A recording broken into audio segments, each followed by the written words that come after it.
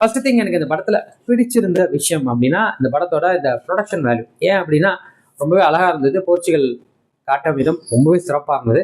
அங்கதான் ஒரு 60 to 70% படம் அங்கதான் எடுக்கப்பட்டிருக்கு. ரொம்பவே அழகா காட்டியிருந்தாங்க. Production value was awesome. Series 2 character ஸ்பெசிஃபிக்கா சொல்லணும்.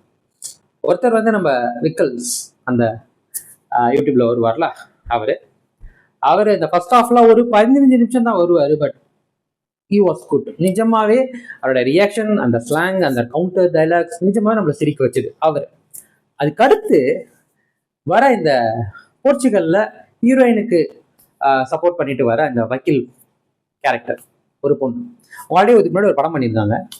சீரியஸாவே யாருங்க அவங்க, தூக்கிட்டு வந்து தமிழ்நாட்டிலே வச்சிருங்க அவங்க இங்கே நிறைய படம் நடிக்க வைக்கின்ற மாதிரி இருந்தது.